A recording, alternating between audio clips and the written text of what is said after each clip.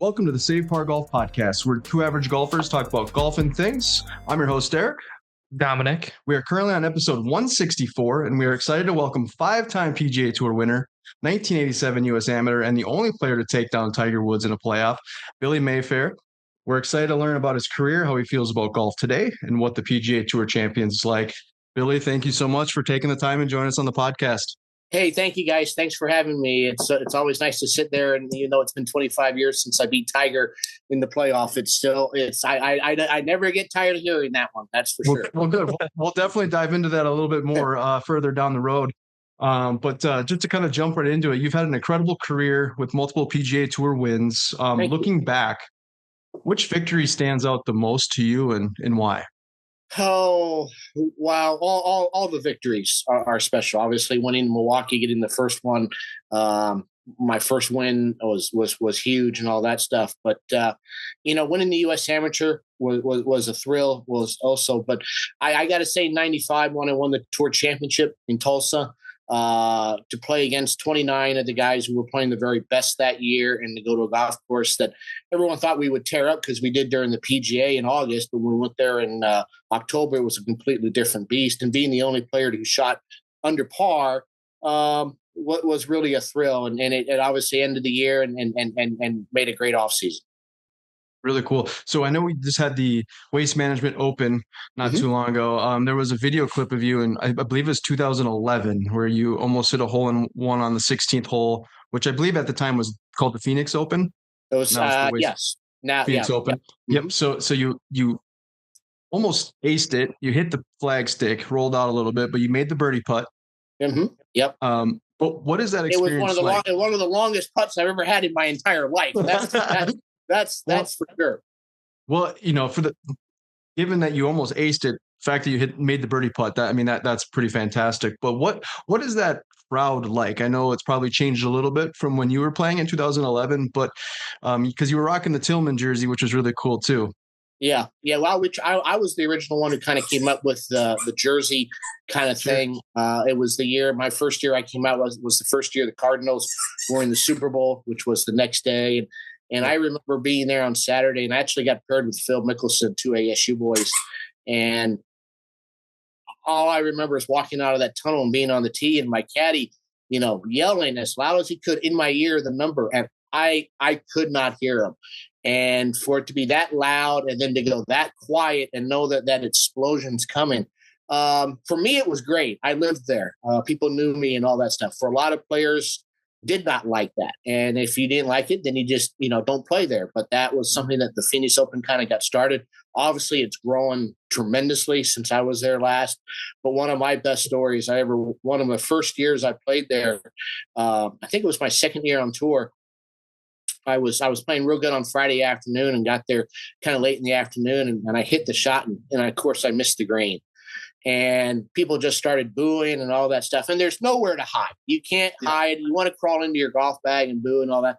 So everybody's booing. And I kind of look up just to my right, and my wife and my son, Max, are standing there. And my son, Max, was booing me. So, he was booing me. So I had a little discussion with him on the way home that night. But, it was all in fun and jazz. But sure. I even got booed by my son there at 16 when I missed the green. So. Makes for a good story. Would you boo me if I missed? I think so. I mean, the rest of the crowd's doing it. I think you got to partake in that for sure. I did want to rewind a little bit.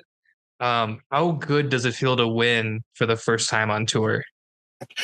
Well, for me, playing as well as I, having the amateur career that I did and winning the amateur and being expected to play well out there. And I didn't play. I played well my first year on the PGA Tour and kept my card, which I think that's all you wanted to do. And had a good 1990, had a good season and all that. But, had it not won. And I had a couple runner-ups, had lost in the playoff here and there.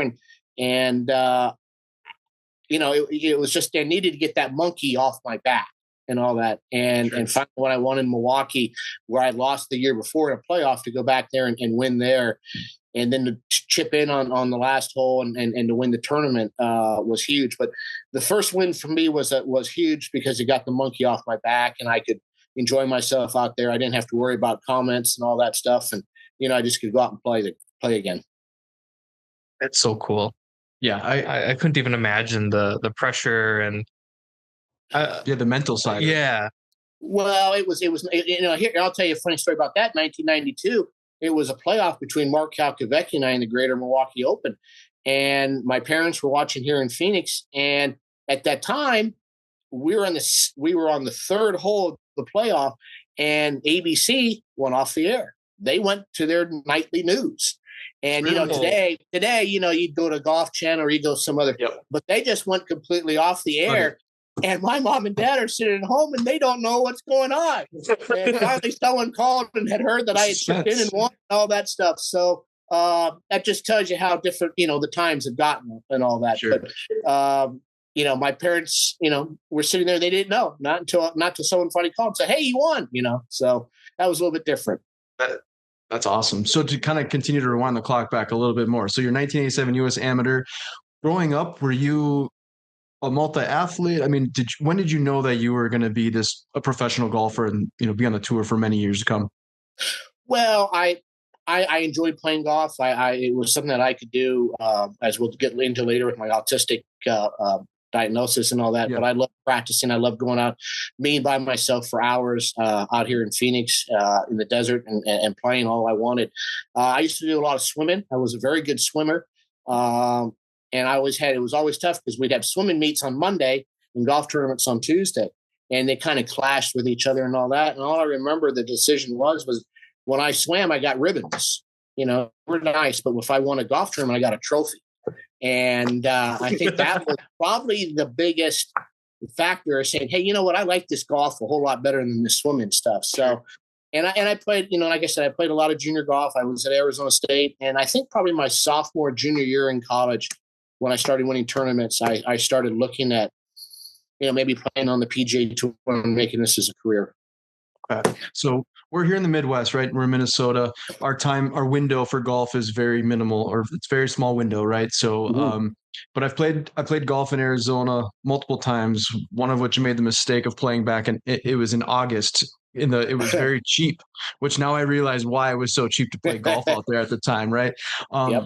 So it's kind of totally different from the Minnesota. You have, like I said, a small window of golf time, but then in Arizona, you can play all year round, but you have to fit those rounds in pretty early in the morning. So how is it?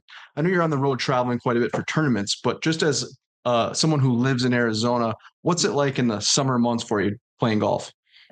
Well, in the summer when it gets up over 100, 110 degrees, I mean, you want to get out there as early as you can. Yeah. And anymore, probably, it's warm no matter what, because they still like to water the golf course a lot in the morning. So you can be out there, it can be 90 degrees, but if it's, wet and out there, you're still going to feel it. But I always try to get out as early as I could, play, get my work done, and then either go to the pool or be inside with air conditioning in the afternoon, because as you know, at 2-3 o'clock in the afternoon in August, it's really hot. It was very hot. It was every course that we played, though, they were set up so nicely where they had beverage carts with ice and water almost like every 2 to 3 holes, just because it was, like I said, it was like 118 degrees. We made that mistake. That was like one of the first times I went out and played golf in Arizona, and learned my lesson not to play in the afternoon in August. That's for sure. It can be hard, and no matter how much water you drink, you will not pee. So, well, and that was well. So you talk about, before I experienced that, it was like Minnesota, you have a lot of humidity, right? Well, in Arizona, it's dry heat, and that would be the conversation. I'm like, after experiencing that, dry heat is still very hot at 118 degrees. That's for sure. Yeah. That's for sure. Yep. So we had mentioned that, like I said, we want to talk about multiple things, but you are the only player to have defeated Tiger Woods in a playoff on the PGA Tour. Can you walk us through that memorable 1998 Nissan Open? Well, absolutely. We did not play that year in 1998. We did not play Riviera Country Club. Riviera was the host of the PGA Championship in August, so the club didn't want to have 2 tournaments in the same year there. So we played a golf course just outside of California called Valencia Country Club, and we really didn't know all that much about it. The week before that, we were in Tucson, and I was playing really good that week, and came to the last hole, two shots out of the lead, and hit a good drive right in the middle of the fairway and hit an 8-iron right over the top of the flag and thought I was going to do, and it buried in the back bunker, and I ended up making double. And I went from finishing tied from third to about 12th. And, it was a long drive all the way back to Phoenix. And I'm not going to go play LA. I'm tired. I'm frustrated. And my parents and friends talked to me, say, hey, you're playing real good. Go over there. It's a new golf course and see what you do and all that. And, I didn't get over there till Wednesday, right before the Pro-Am, played one Pro-Am round. And it was kind of like lightning was in a bottle. I played real good the first 2 days. I think I had a 6-shot lead after 2 days. And just kind of held on the weekend. And I knew Tiger had grown up in that area. And in fact, I think he grew up real close there to Six Flags. But, Tiger still wasn't Tiger like he is today and all that. But, I just wanted to win a golf tournament. And I had to birdie the last hole on Sunday to tie him and get into playoffs. And I hit a good wedge shot in and made about a 10-footer to send it to a playoff. And, of course, everyone, hey, it's a par 5. Tiger Woods has got the length. He's going to win and all that stuff. But I knew if I could get by the par 5 first hole, I could maybe have a good chance and all that. And fortunately, he missed the fairway. Way pretty far right, so he couldn't go 42, and so we both had wedge shots into the green, and so I kind of felt that he was kind of playing my game, and I hit a good wedge shot in there, almost to the same spot that I was in regulation, and he hit his about 20 feet away, and I can still remember how much he walked around that cup, and he walked around here, and he walked around here, and he missed his putt, and of course he got on the ground and all the I'm just saying, okay, let's go. I'm ready to go. Let's go. And I stood right up till I knew exactly what the putt was going to do. It was inside right, and because I just had it about 30 minutes before and knocked it in, and it was a thrill to just to win. I was just so happy to have won a tour event. Never really thinking we'd still be talking about it 25 years later because it was Tiger Woods. But, Tiger was gracious always as he is. He gave me a hug, shook my hand, and we've been very close since then. That was going to be one of my questions as far as, in defeat, how did he respond? He's good to hear. He responded beautifully. He was very nice. I know he was disappointed. I know he wanted to win there. But he shook my hand, and it wasn't until about 2 weeks later when we were in Florida, we sat down one time and had lunch together and started talking, and we became real good friends because he went to Stanford University. I went to Arizona State. We were both in the Pac-10 at the time. So we had a lot of stuff to talk about. Sure. Such a cool story. I love hearing older stories like that because in 98, I was 1. Yeah. I was 1. I was a baby. You're just a little baby. Yeah. You were a little baby. Okay. Yeah. So I don't get to experience a lot of like the Tiger stuff that everybody else experienced, right? Like obviously Derek grew up with Tiger. I didn't really see Tiger in his prime, right? I don't know Tiger for Tiger. So it's always really cool when people come on and they're like, hey, in 1998, I whooped Tiger's ass in the playoff. Like I don't something about that. Like for me, I always think that's really cool just because I didn't get to experience it, but hearing you talk about it, it feels like I was there behind the ropes, kind of, watching the guys hit wedges onto the green. Well, it was.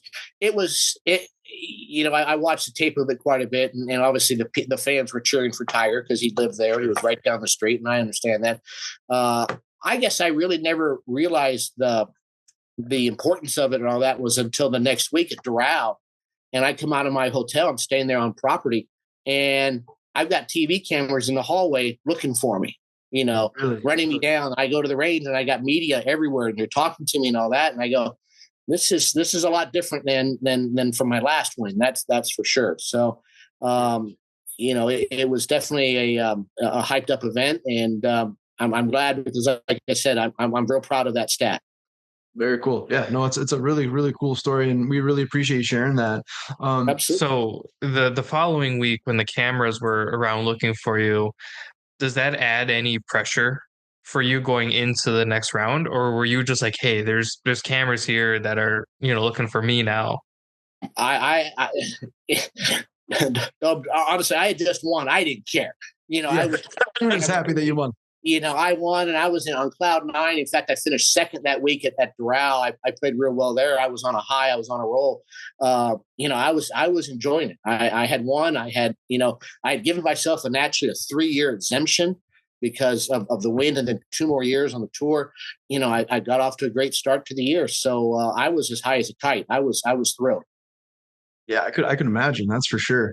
So you've played in all major championships, right? You've played in the Masters, PGA Championship, US Open, in the Open. Do you have a favorite major tournament? And then maybe could you share like a story or two that maybe pops out? Well, I would the first major I win is going to be obviously my favorite, and all that. I was very disappointed. I finished. I think it was tied for third at the British Open the year Duval won there at World Lytham. But one of my best majors, when I won the U.S. Amateur the next year in '88, I got to play in the Masters. In the first round, I got to play with Larry Mize. Oh, yep. He was the defending champion at the time. And I remember going around that morning there, and there they take such good care of the amateurs. My name was actually on the top of the leaderboard when I got on property. So just to see my name on the top of that leaderboard was really a thrill. And poor Larry and I, we had a tough day. I think we were both kind of nervous, but we got through it. But the best part of my story is that in those days, we didn't have a cell phone. We had to call the clubhouse to get our next day's tee time. They repaired you every day. There wasn't as big of a field and all that. So I had to call Augusta National on Thursday night to get my tee time for Friday. And I called the club and I said, well, I'm Billy Mayfair. I shot 77 and all that. Oh, Mr. Mayfair, you're at 10:30 tomorrow with Mr. Palmer. Oh, wow. And I stood there, and my dad was kind of in the kitchen there looking at me, and he goes, what's wrong? And all that. I'm just kind of standing there, and he goes, who are you playing with? And I said, Arnold Palmer and I. And wow. That was a huge thrill. And like I said again, it was a wonderful day. Arnold was great to me. I never seen a guy grind so hard in my life when he didn't have to. We weren't going to make the cut. Every shot counted to him. But on 18, I wanted to make sure that I gave Arnold his spotlight so he could walk up 18 because we were both going to miss the cut. So I hit my shot, and I kind of got off to the side there a little bit to let him walk up 18 in the crowd. And he looked around, and he saw me over there, and he gestured to me and pulled me over and put his arm around me, and we walked up 18 together. And on Friday afternoon. So that was a thrill and a memory I'll never forget. That is very cool. From a fan perspective, crazy. That is very cool. Like thinking about it, like because I don't know why people don't view Arnold as like one of the greatest, right? Like I feel like everyone's like, oh, it's Tiger, it's Jack, it's I feel like some people will view him there, but yeah, it's always been like Jack and Tiger. Every time I hear a story about Arnold Palmer, it's always just like it's almost magical. It's a great story in a sense where he's like, hey, come here, share the spotlight with me, or whenever or somebody like family related is on TV. It's nothing but like almost like magical stories like that. I feel like he doesn't get the flowers he deserves. Mm-hmm.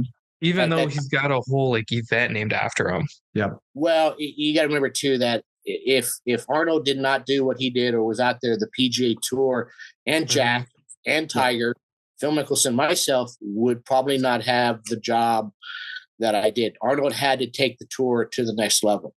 For sure. And all that. And that's why I think right now, even with the tour and the turmoil that's going on with the tour, if Arnold was with us still, this wouldn't be happening. So that's how influenced he was. That's how he helped the game tremendously. Not only was he a great player, he made golf cool, and he did. He was out there. He went for everything. He had the cigarette in his hand and he was going for everything and people loved it. And, I'm fortunate to play and do what I do today, mostly because of Arnold Palmer. Yes. Very cool. So just to kind of talk about this, you had mentioned earlier, so you were diagnosed with autism spectrum disorder in 2019, I believe. You went public with the diagnosis in 2021, if I'm not mistaken. So you raise awareness and encourage others to seek help.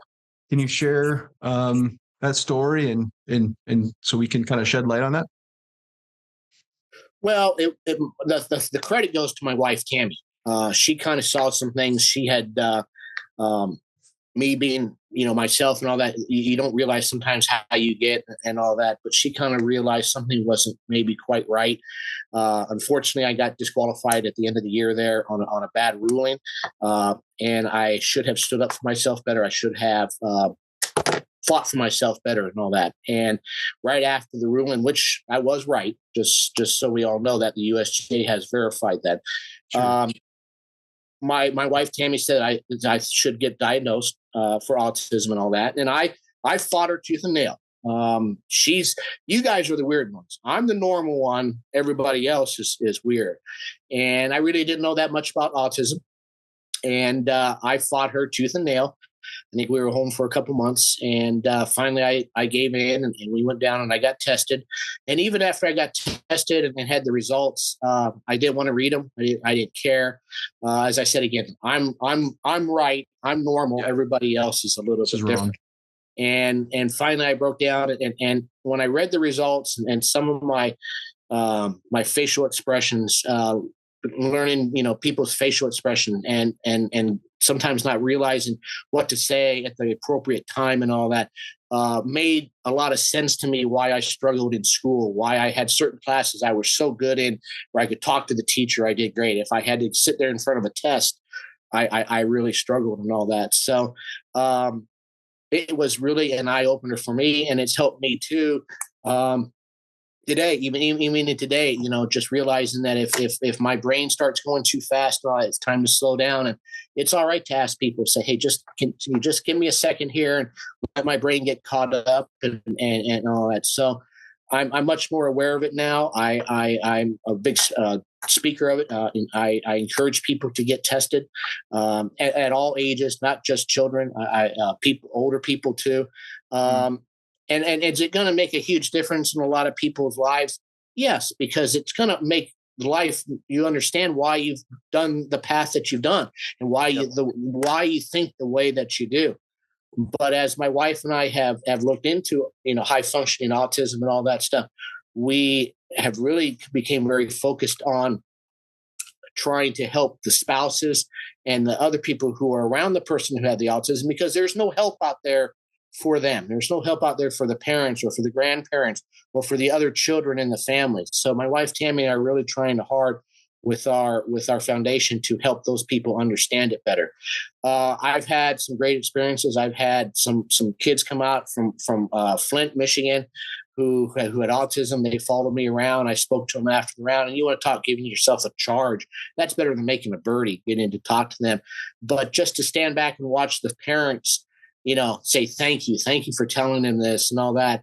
It's almost in my way. It's my way to give back to this great game.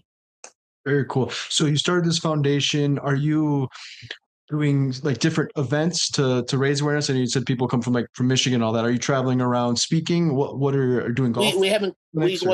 We haven't quite got that out. We try to send the word out because of you guys like there with your great podcasts and all that. We're trying to put the word out, make awareness and all that. And I've spoken at a few golf clubs and all that. But we're growing. We're still trying to get this built up, and it's when you're still trying to play a little bit and trying to do that, it takes some time. So, but people have been wonderful. I get some wonderful letters, some wonderful notes. And when you hear people say that, or, just gives you that little boost and wants to make you keep on doing it. Awesome. So when we'll release this podcast on this Friday. But if you have a link, let us know. I'm happy to share it on my profile on the Save Par page, and I can link it in the bio. Raise awareness. So if you have a website link, we can share that for you as well. BillyMayfair.org right now is probably Okay, cool. Best. And I appreciate that. And like I said, we're in the beginning stages and all that, but there are so many people out there now that I've met that autism is something that's really affecting a lot of people. And but we also want to help the people that are with them so that they can learn the problems and what to look for and help kids and not have them all think, well, my kid wants to be in a dark room and likes to be on the computer and drink Mountain Dew. Boy, there must be something wrong. No, his brain just works just a little bit differently than everybody else. I think it's very important to note, like for me to on the outside looking in, I feel like it's something that it's like children, you know what I mean? You'd think like younger children, but for you to, get diagnosed at a later stage of your life, not saying that you didn't have it as a kid, obviously, but I'm just saying, like, I think it's very, very cool that it's not just for children. I feel every age group should be tested, like you had mentioned, and to look at it again, going on the looking from the outside of the lens of your spouse, they obviously are affected too. So I think that's very important. Yeah. The spouses have to live right there with you. They see it the most, more than anywhere. So do parents, siblings. If you have 2 or 3 kids and the one has autism, you don't want to ever neglect the other 2 just because the other person's been diagnosed with autism. But I think, a lot of people have said to me, why would you want to get tested at 50 years old? Why would you want to get tested at so late in life and all that? And I say, because it can help the quality of your life, the rest of your life, so much, because you'll look back and you'll read your results, where your problems are and what you see, and your whole life will make more sense to you. Why did you have problems in school? Why did you have problems getting a date? Why were you so comfortable with some kids? Or if you went and played golf with 2 or 3 kids, you were a lot more comfortable than being on a football team. Numbers like that in your eyes and the way you see things will make a lot more sense to you. And it really adds the quality to the rest of your life, I think. Yeah, very powerful. That's awesome. My mom is she's an elementary school teacher. I can't say a specific grade anymore because she's bounced around between like kindergarten and 5th grade, which means I always end up moving her classroom stuff, which is not fun. But she's been teaching like my entire life. She subbed for me one year in like 1st grade. She did? Crazy day. So that was a teacher and your mom. So I kept saying nightmare right there, right? Huh? Yeah. I'd be like, Mom. She's like, no. I'm like, no. Yes. Like that's how this works. And at a young age, she kind of noticed how I was struggling in school. And so I'm like one of like a handful of people who are like formally diagnosed with ADHD. So back when I was diagnosed, it was ADHD and ADD. Now it's ADHD attentive or ADHD hyper or something like that. Sure. Yeah. So I have the one where I don't like stop talking and pay attention. So, kind of how you're saying, you kind of look at your life differently. I struggled through high school, and that's something I just kind of knew. We had tried medicating and all these things, and I just never found one that worked for me. Well, I would bet looking back, looking back, but I would bet you that even though you struggled with school, there was something there that you loved to do. And I don't know, and I can't pinpoint that would be, but there was something there that you loved to do, and you were really good at it. Yeah, really good at it. And I'm really good at. In high school, I was really good at like work with my hands. I took 4 years of wood shop. I like to do things. So like I took all like I took all the home ec. So I got to cook for like an hour a day because I was originally going to be a chef. Yep. And now it's kind of evolved into like photography, like my cameras, and just being more creative. And where I really struggled is like the numbers and the memorization and stuff like that. So that's where I was like, hey, Derek and I met in college at a really low level math class because I tested so low into college taking an acuplacer that you're like, your English scores are off the charts. Like you can't do math. And I'm like, that checks out. So I've always appreciated when people are like, hey, you can get diagnosed at any age. It's not a disability. It's not this. It's not that. Right. My mom has always said that just because they have autism, Down syndrome, whatever, that they are highly functional in other ways that you would not believe. The worst part about it is when someone says you've been diagnosed with autism, they go right to Dustin Hoffman and Rain Man. And that's what they think everybody's like. And that's not the case. And there's so many athletes out there. I mean, as you can see at times, you can see the ones who get hyper focused and the ones who can't and all that. But I try to tell the kids and I tell everyone that, there's something out there. There's a talent out there that you are really, really good at. And that's what these presidents and CEOs and coaches are looking for. God bless your mom too, because I'm sure that she has seen such a difference in the times. I mean, 10 years ago, or when you were probably a young kid, no one knew what this was. They probably just pushed you aside and said, well, best of luck to you. Teachers now are becoming more aware of things. They're trying to help. They understand it better. And they know that, okay, just because Tommy over here may be a little bit autistic, we can still work with him and save him. And he's just not pushed off to the side like a lot of kids were before. Sure. It's going to be part of breaking that barrier too, right? Because I feel like that's kind of the issue. People aren't getting maybe tested. There's an unfortunate stigma exactly with it, where it's like, it's like, oh, your brain your son is, and it's like, and it's like, no, your son could still be super high functioning and be brilliant. Like you were saying earlier, it's when your buddy's kids struggles to speak, but genius with instruments. Yeah, like he can still speak, but he's just like an incredible. You can play musician exactly, and I can't do that. It's just like you guys said. Your friend's a musician. You love photography. That stuff. You go. I'd love to go out and hit golf balls. That was my super hyper focus. That was my blessing for this, because I can go out to a golf course and hit balls for hours and be out there by myself for hours and be fine. You can go off and take pictures and work with your hands when you do all your woodworkings, you're doing that by yourself. That's what we love to do. We love to do things at our own speed, at our own rate, and be by ourselves, and we can do anything we want. That's for sure. I think it freaks my parents out because I'm like, hey, I'm going to go take pictures and I'm gone all day. They're like, what'd you do? I'm like, I took pictures. They're like, where? I'm like, I don't know. All day? All day. Yeah. I don't know how active you are on like social media, TikTok or anything, but there is one guy, his name's Landon Ashworth. He is autistic, and basically his gift is that he was incredibly smart and can recreate things. Wow. So he's trained himself to recreate his golf swing over and over and over. Yeah. So every golf ball he hits is incredibly consistent to the point where he can tell you almost exactly how far it's going to go every time. Yeah. And he's so good with numbers that I think he was like an astrophysicist for a little bit. Because I think some of the stuff he'll say, like the autistic golfer, I think he'll put his like a title in some of the videos, and it's incredible.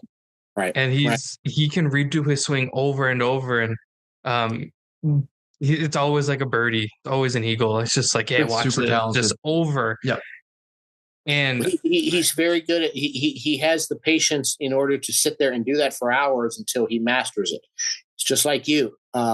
When you go out to take pictures, you do it for hours and hours and hours until you get that right picture. That might come 20 minutes, or it might come 3 hours from now. You don't care. This is what you love doing. It's the same thing with golf for me, because I'm able to hyper focus, and I come home a lot. I mean, even today, came back from hitting some balls today, and I'm laying here and I'm thinking about my golf swing and what I want to do. I mean, that hamster just won't stop running sometimes in our brain. And I think the biggest thing I tell people to do is to caffeine is great for kids who have autism. Let us have the Red Bull, the Mountain Dew, the coffee, and all that. We will be sound asleep. Caffeine actually calms our brains more. Yeah. And it doesn't mean we can get up in the morning and have a jolt, which like most people do, but caffeine actually calms our brain. And I've done that many times, and I'm sure you have too. Sure. Interesting. I've never tried it. I'm a huge coffee fan, but ever since I can remember, I know caffeine doesn't really affect me a whole lot. It's just kind of there. I use edibles to sleep at night. It's like I'll take like a weed gummy out. Like a half hour, 45 minutes in, I'm starting to feel like I'm like a bag going through the wind, just like, yeah. And then I'm out, and then I wake up the next morning and I feel relaxed. It's like that's worked for me. I'm that golf ball flying through the air. Get over the water. Get over the water. Yeah, Come on, that's me. That's me. That'll be me in bed tonight. I'm just floating around. But like that's what helps me sleep, because like my brain constantly move. There's always something for me to think about. Yeah. It's always something to think about. And I try to tell, and as you know, and that's great. That's wonderful. That's not a handicap. That's not something to be ashamed of. It's not something to be bad of. It's just the way that your brain works. And for me to take caffeine or for you to take your gummy helps you sleep. That's the way we do it. Other people, neurotypical people, do their funny things too. That's for sure. Sure. So you have the foundation. What are some of the things that you suggest doing? Is there like a specific doctor or a place that you as far as somebody to get tested? Like, what do you suggest? Most people who I try to suggest to go get tested, you want a neurotypical psychologist, neuropsychologist, excuse me, neuropsychologist. The ones that kind of deal a lot more with the autistic ways and Sure. to get the tests done and all that stuff. And you try to find the best one that you can. I think they're popping up more and more, and people are learning more and more as we go along. But we're still, far down the rabbit hole, and we got a lot of work to do. So we're talking about this, obviously golf, mental toughness is crucial in golf, right? We've had some different authors on the podcast that talked about mental golf and how important it is. So my lack of mental golf. Yeah. But so now you developed this how should I word it? How did you develop yours, and like what are mental strategies that work best for you? Especially so you've been diagnosed, or you got tested, and now how have you has it changed your mindset?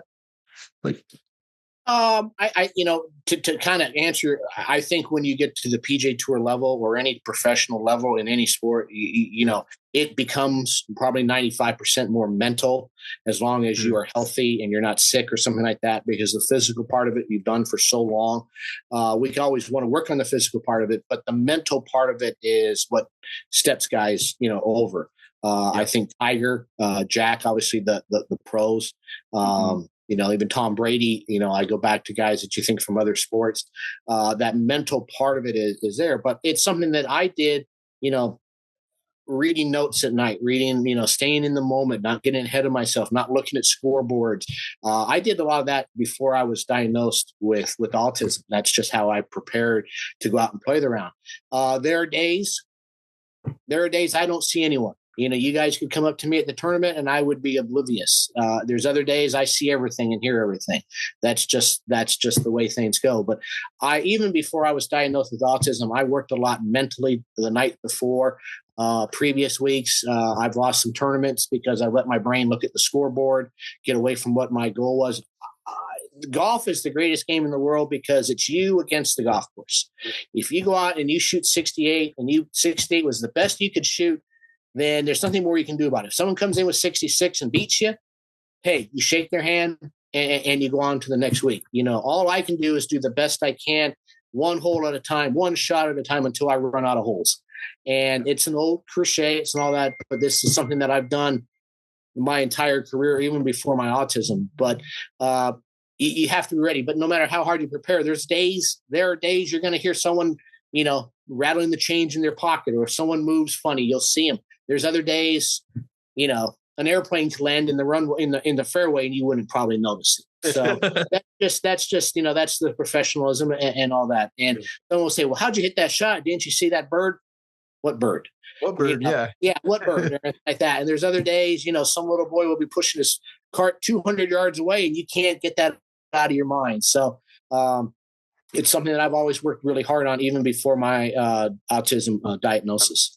Or some crazy fan will hit you with the Volkswagen Beetle and then hit the TV tower. You got to put through all the different Happy Gilmore. Well, obviously, it's changed a lot on the PGA Tour, and even today. I mean, when you have these corporate tents, you have a lot of beverages being at there, and now, and the worst part for it now is you got people can actually bet online if you're going to make this putt, or you're going to hit this shot, or you're going to miss this green, or do something like that. So there are times, I haven't been out. That wasn't the big problem when I was on the PGA Tour. It was more probably people drinking a lot and all that. But I've heard guys, yelling at guys, well, I bet on you to hit the green and you missed it, you son of, and that's not fair to the player, and that's not what it's supposed to be like. But it's just another one of those challenges that we have out there on the tour. What advice would you give to a young golfer that's trying to make it on the tour today? And then to follow up with that question, what's one piece of advice you'd give to just an average golfer like Dom and myself? Why was I first? Why can't you be first? I'd say I like the gummy bear. It would be my first. Take a few of those before you go play and all that. But for a young for a young person coming out, I've talked to a lot of kids and all that. I still think, to me, I'm old school. I still think until you get old enough, because if you are professional, all that. But I think it's important to work on your short game, to putt and to chip, especially for kids that are in high school or in college. Their body has not fully developed yet. Some of these kids swing at it so hard, so young. I just don't see how their body can last an entire career. When I was a kid, we didn't swing that hard. We weren't trying to hit it 500 yards. We were trying to hit the fairways and hit greens and all that. But I try to really emphasize again to save your to bring your golf scores down to work on your short game, but also to save your body. The more you can chip and putt, that's a lot less harder on your body than it is to stand there and hit drivers. And unfortunately, kids today want to hit drivers. I don't blame them. You go a long way. They're exciting, but that's not where you're going to make the money. And it goes back to the old saying, you drive for show and you putt for the dough, and that's that. But I think you really have to look at a person in their body, in their development, and all that.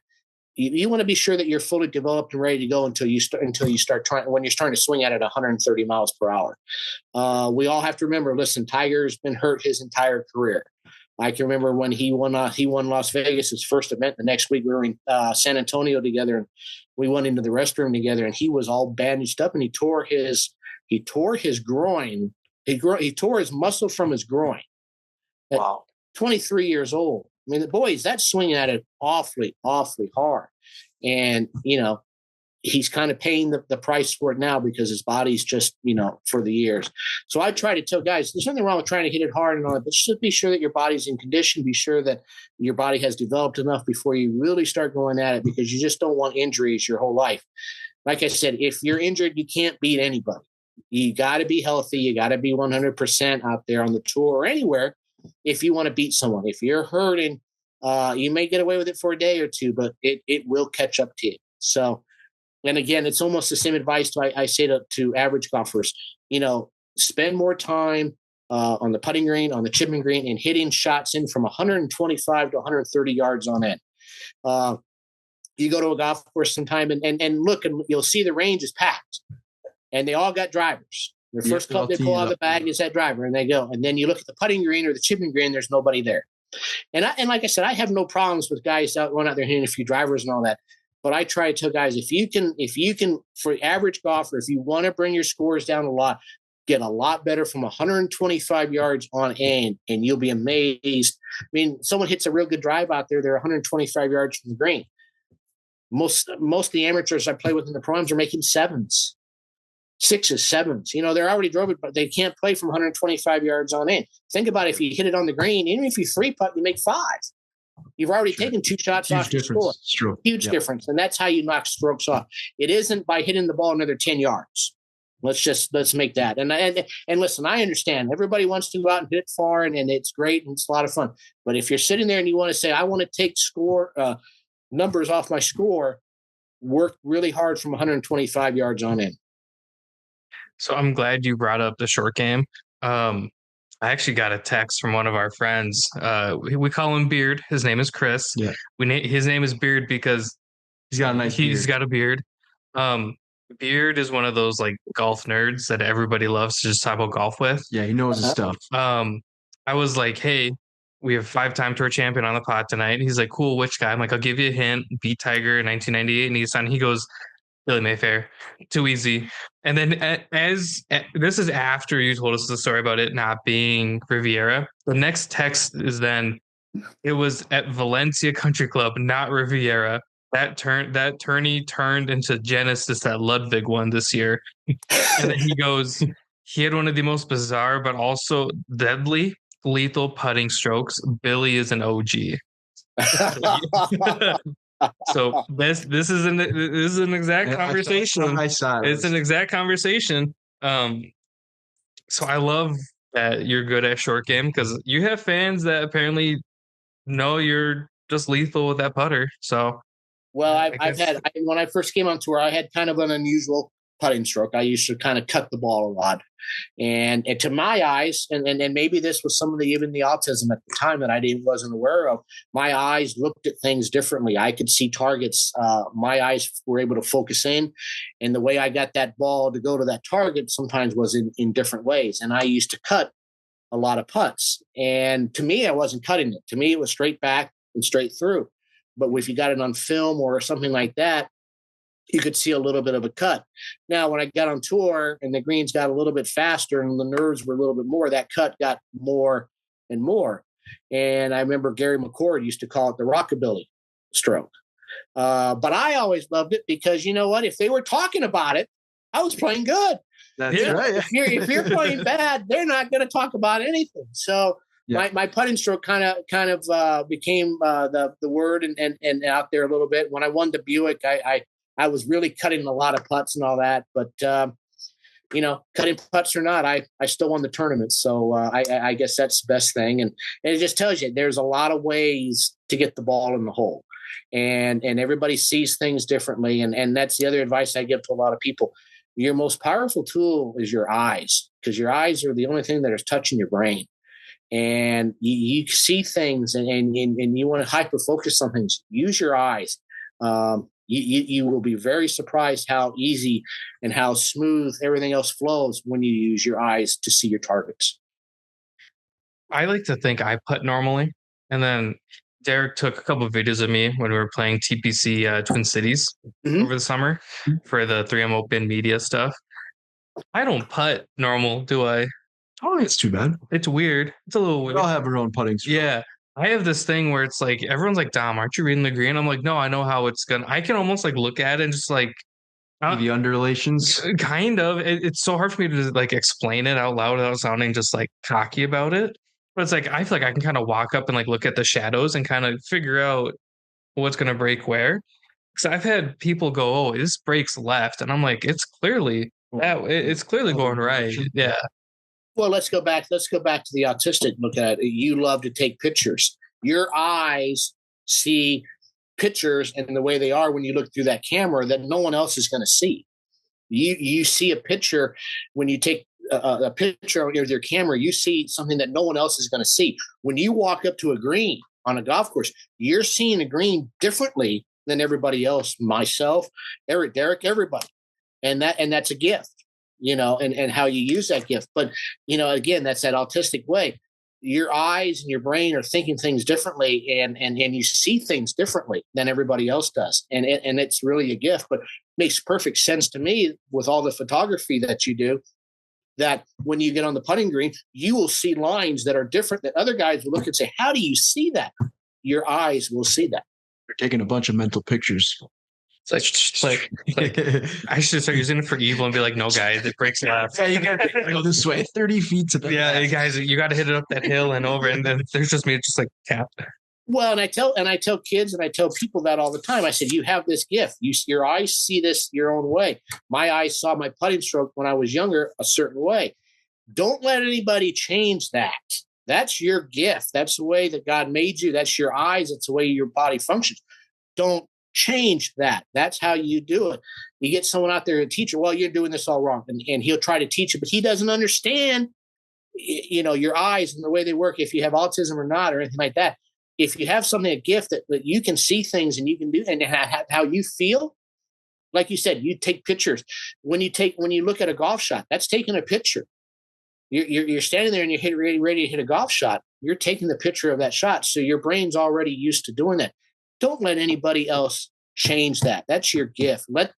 Tell them thank you, but go away. Go away. Yeah, thank you, but no thank you. Leave me and my blue putter alone. Well, usually the people who are teaching that, they can't play. But they think they can teach. So you just be nice. Say thank you very much. I'm fine. Yep. I read that you played more than 900 tournaments since turning pro in 1988. It's obviously quite an accomplishment. So I'm wondering what's the secret? I can't say that on the podcast, but I love what I do. I love playing tournaments. I love getting prepared for tournaments. This is my 36th year of playing on both the PGA Tour and on the Champions Tour, and I've won a lot of money. I've won tournaments. I've gotten to beat great players, got to play with great players and all that. It's still getting to tee it up on Thursday. Everybody's equal. No matter how you did last week, no matter what, how you've had the year, or what you did last week, you all start equal again. And it's you against the golf course. And, you don't bring really the feel into it until probably the end of the tournament where you're trying to beat someone, but you're trying to go out there and beat this golf course. And, it's you and the golf course. And there's no other sport like that. There's no other sport. You got to have someone there to either hit the ball back to you, to throw the ball to you, or something like that. Golf is the most unique sport, and that's why I really encourage a lot of people to go out and enjoy themselves. It's a very humbling sport. I will say I'm like a 10 handicap. I think the best round I've ever shot was a 75. And I've shot a few times in the 70s, right? But it's funny. I'll just have a perfect round, in my eyes, perfect round. Shot this 75, and it's like, okay, I got this game figured out. You just got to get in the fairway, get it on the green, and 1 or 2 putt, no problem, right? You just have to do it 18 times, not a big deal. And then the next day you go out there and it's like you totally forgot how to play golf, and then you shoot a 95. And I think that's what I really enjoy about it so much too. It's because you can never really master the game. I mean, no matter how much time spent on the course, I mean, you can really get it dialed in. Obviously, practice is going to help, but I do like the fact that it is a very humbling sport in that regard, because you can have it one day and the very next day it could just kind of fall apart. It makes you come back for more, right? Absolutely. And as I said before, with the chipping and the putting and trying to save your body, that's probably one of the reasons why I have been, knock on wood, very injured free my career, 36 years, 900 tournaments. I've probably hit more putts and more chips than I have drivers. So maybe that's helped me a lot. Sure. But I mean, I go back to about when you can't wait. I mean, that was the biggest thing on the PGA Tour. If you had a late tee time on Thursday and you played well, you were back early the next morning and you had 12 hours. I mean, you could not wait to get home, eat, let's sleep, and let's get right back out there because you're good, you're grooved, you're ready to go. On the PGA Tour, when you have that, that early late, so you get done at noon, and now you don't play again until the following noon. That a lot of things can run into the head. But sure. But we always loved it on tour when you played late on Thursday and early on Friday, because man, you got right back out there and you were ready to go. Very cool. We were just going to ask you a few rapid fire questions, nothing too crazy. Is there anything that you might want to add or mention before we go through those questions? There's just a few questions for you, and then we can wrap things up. No, I think I'm good, guys. Thank you so much. No. Yeah, we really enjoyed your time. Very nice to meet you. So hopefully we can have you on again down the road here. But the first question I'm going to ask you is favorite course that you've ever played?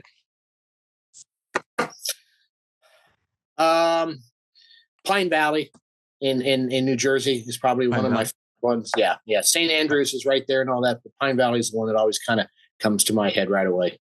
Interesting. I have to Google that one. I don't think I've ever heard of it. Yeah.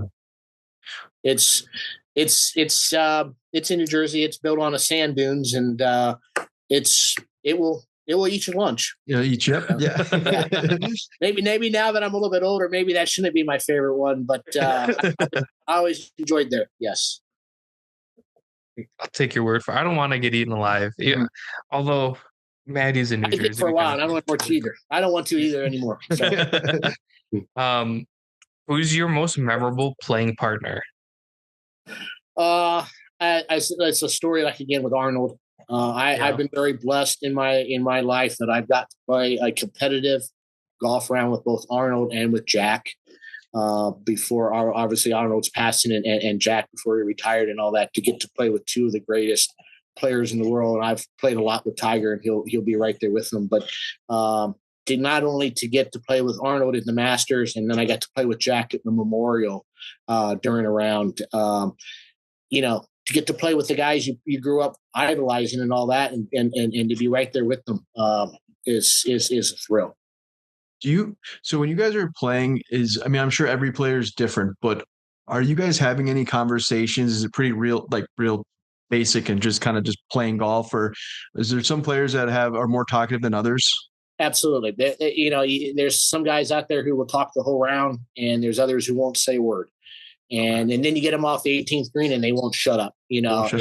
And we all know it. We all know that if we're playing with this guy or this guy, we know that he's going to be quiet. He may talk to his caddy, but he won't say much. We know this guy will talk a lot. If you're in the mood to talk, you talk to him. If you don't, you walk on the other side of the fairway. So we've been out here. Most of these guys I've played with on the Champions Tour. I played college golf with, high school golf with. So I've been around in my whole life. So you pretty much, how they're going to be, before you tee off. Sure. Okay. What's one piece of gear or ritual you've never teed off without?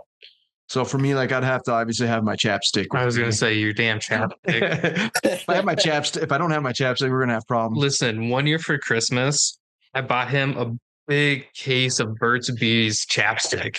Because I'm like, you keep losing it. It's so here, take this. It's so chapstick. Weird. If I buy one, I swear, I'll lose that one right away, and it's I have to buy a second one, and then I'll finish that whole thing. It's so bizarre, but I don't know. That's why I bought him a case. I don't know if I can say this every time I play it. I know in every tournament I like to carry 3 pennies. 3 pennies? 3 pennies in my pocket, and so now I gotta start hoarding pennies. So since we're gonna no longer pennies aren't gonna be made anymore, I've got to kind of keep that. But I always like to have 3 pennies in my bag. I know that you don't ever want to have a nickel. If you play with Jack, you don't ever want to have a nickel in your bag because he does not like nickels.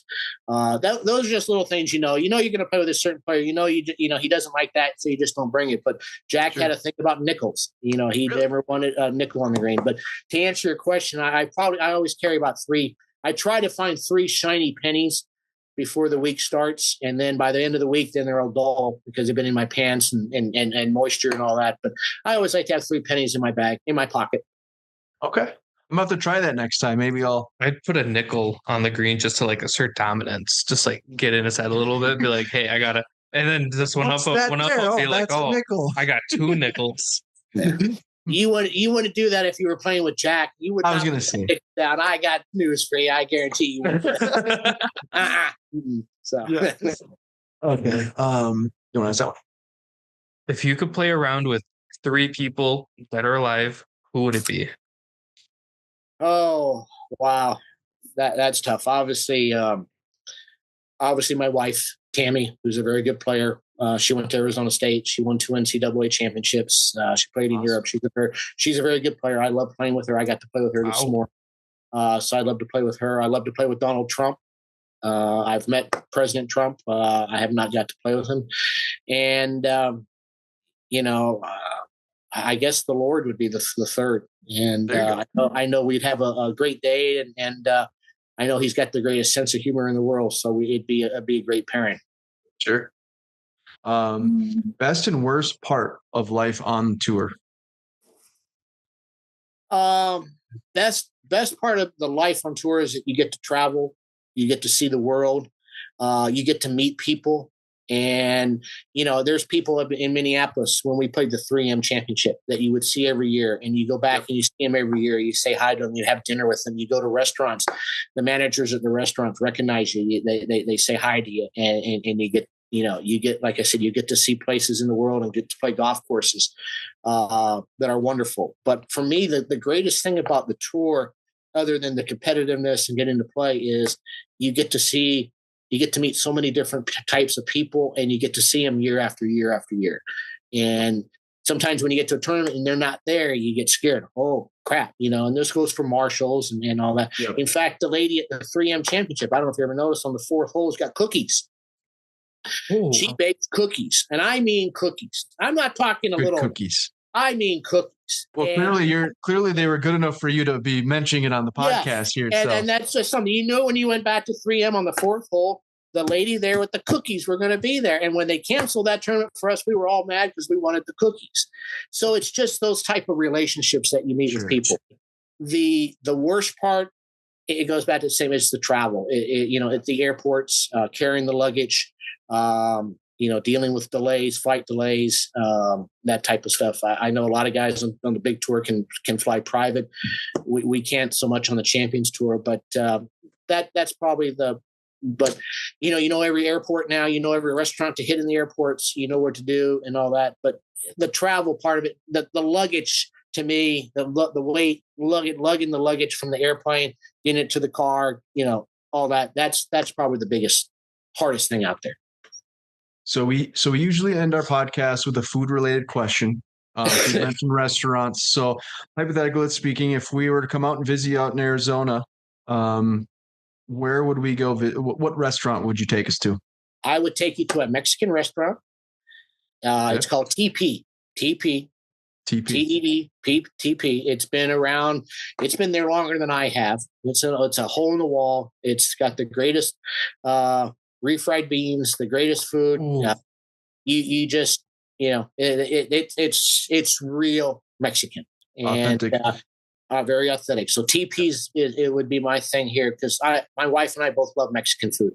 Sure. Yeah. I would agree with you. I just love beans. I think hole in the wall places too, like you mentioned, are always kind of the best places too. They're always the best places. And like I said, this one's been there. Like I said, I grew up 2 blocks away from it.